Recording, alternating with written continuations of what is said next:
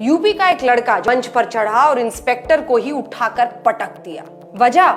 वजह ये कि वो इंस्पेक्टर कवि को कविता नहीं पढ़ने दे रहा था। यूपी का एक ऐसा युवा किसान नेता जिसने पहली बार जब चुनाव जीता तो उसके घर में जश्न मनाया जा रहा था और फिर उसी रात जश्न के दौरान उस पर गोली चल गई। आप देख रहे हैं पॉलिटिकल किस्से, आपके साथ मैं हूं अंजना ओम कश्यप। बात हो रही है आज पॉलिटिकल किस्से में दिग्गज नेता मुलायम सिंह यादव की।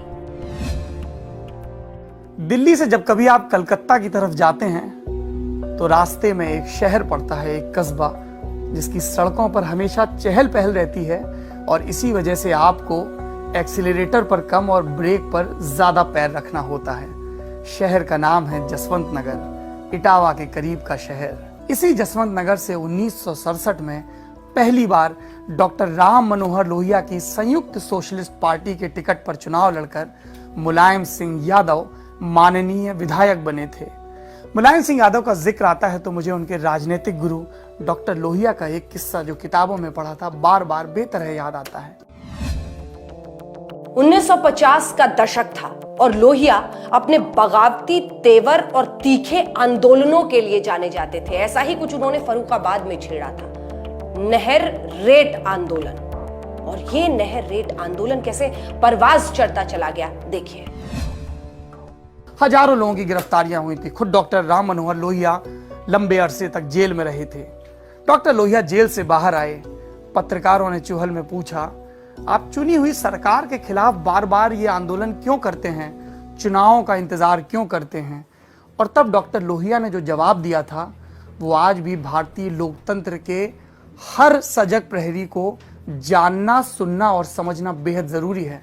डॉक्टर लोहिया बोले थे, जिंदा कौमें 5 साल तक इंतजार नहीं करती हैं। क्या थी मुलायम सिंह यादव की सियासत, कैसी थी उसकी शुरुआत?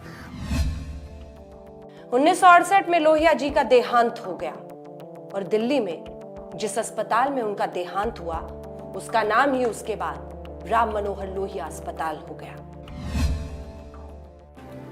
68 में जब लोहिया का देहांत हुआ तो मुलायम सिंह यादव यूपी के, वेस्टर्न यूपी के एक बड़े उभरते किसान नेता चौधरी चरण सिंह की पार्टी भारतीय क्रांति दल यानी कि बीकेडी में चले गए।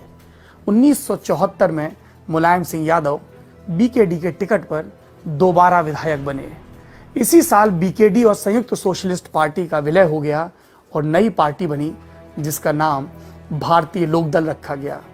इमरजेंसी का दौर आया, तमाम गैर कांग्रेसी नेताओं को जेल में ठूस दिया गया। मुलायम भी जेल गए। इस दौरान तमाम पार्टी, तमाम धाराओं के नेताओं से उनकी मुलाकात हुई।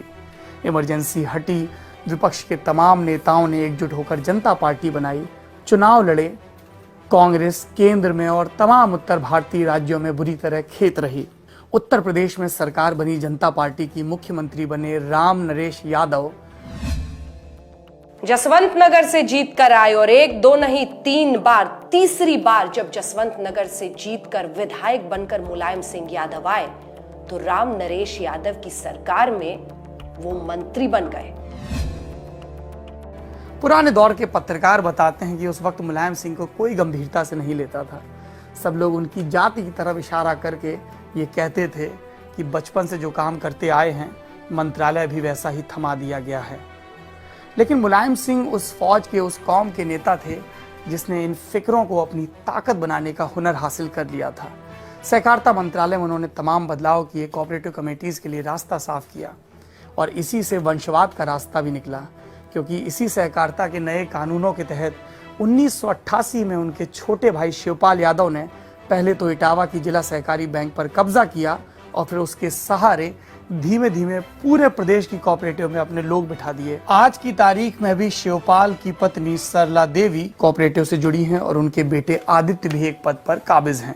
हमने क्रिकेट में और सिनेमा में कई बार देखा है, जब एक बड़े नाम, बड़ी ख्याति वाला प्लेयर जाता है तब जगह खाली होती है, लोग छाती पीटते हैं कि अब इस जगह को कौन भरेगा, और तब उस नई जमीन पर कुछ अंकुर खिलते नजर आते हैं। मुलायम सिंह यादव का भी राजनीतिक कद तब ठीक से बढ़ना शुरू हुआ जब उनके राजनीतिक गुरु चौधरी चरण सिंह का देहांत हो गया। साल था 1987। हालांकि इसके फौरन बाद उनकी बनाई पार्टी लोकदल के संगठन पर कब्जे को लेकर चौधरी साहब के बेटे अजीत सिंह और उनके शिष्य मुलायम सिंह के बीच संघर्ष छिड़ गया। अजीत सिंह जो उस वक्त राज्यसभा के सांसद थे, उन्होंने लोकदल के बहुमत में विधायकों को इकट्ठा किया और उन्हें इस बात के लिए राजी किया कि वो नेता प्रतिपक्ष के सीट से मुलायम सिंह यादव को बेदखल करें। मुलायम सिंह यादव को अजीत सिंह के इरादों की भनक लग गई। उन्होंने पार्टी के कार्यालय में और तमाम मीटिंग की जगहों पर ताले डलवा दिए और अपने लठैत तैनात कर दिए। इसके बावजूद किसी तरह से अजीत सिंह अपने मंसूबे पूरे करने में कामयाब रहे। कुछ विधायकों को प्रलोभन देकर और कुछ को पिता के प्रति पुरानी वफादारी का हवाला देकर एक कागज पर दस्तखत करने के लिए कहा गया। कागज गवर्नर को सौंपा गया, विधानसभा के अध्यक्ष को सौंपा गया और इसके बाद लोकदल के नए बने दल ने, जिसको लोकदल आ या लोकदल अजीत कहा गया, एक नया नेता चुन लिया। दूसरे धड़े को लोकदल बा कहा गया क्योंकि उसके अध्यक्ष हेमवती नंदन बहुगुणा थे, मगर बहुगुणा नाम भर के अध्यक्ष थे। असल में सारी सियासी चालें मुलायम सिंह यादव चल रहे थे। मुलायम सिंह जो 2-3 बरस से नेता प्रतिपक्ष थे, अचानक बेहद कमजोर पड़ गए थे, लेकिन ये कमजोरी सिर्फ संख्या के बल पर थी। विधानसभा के सत्र में अभी भी मुलायम सिंह यादव सबसे ज्यादा गरजते थे और हर तरह से पहले वीर बहादुर सिंह और फिर एनडी तिवारी की सरकार को घेरने की कोशिश किया करते थे। फिर विश्वनाथ प्रताप सिंह ने कांग्रेस छोड़ दी, जन मोर्चा बनाया और पूरे देश में बोफोर्स घोटाले और तमाम घोटालों की बात होने लगी। कांग्रेस विरोधी माहौल तैयार होने लगा। इसी दौर में एक मेटाडोर पर सवार होकर मुलायम सिंह यादव यूपी के गांव देहातों की धूल फांकने निकले या कि अपने चुनावी किले की बंदोबस्ती का जायजा लेने के लिए निकले। वक्त आया 1989 का, दिसंबर का महीना। देश में लोकसभा के चुनाव हुए, साथ में विधानसभा के चुनाव हुए। लोकसभा के चुनाव में जनता दल राष्ट्रीय मोर्चा बनाकर उभरा। उसको वाम मोर्चे ने सपोर्ट दिया, बीजेपी ने सपोर्ट दिया। कांग्रेस अभी भी सबसे बड़ी पार्टी थी, लेकिन सरकार बनाने की उसकी हैसियत नहीं थी। तो राजीव गांधी ने राष्ट्रपति को सूचित किया कि हम विपक्ष में रहेंगे। उधर उत्तर प्रदेश में क्या हो रहा था, 421 सीटों पर चुनाव हुए और जनता दल 208 सीटों पर चुनाव जीता। अब बारी आई मुख्यमंत्री के पद पर दावेदारी की। 3 दावेदार थे, मुलायम सिंह यादव, चौधरी अजीत सिंह और एक तीसरा नाम था अमेठी रियासत के राजकुमार संजय सिंह का।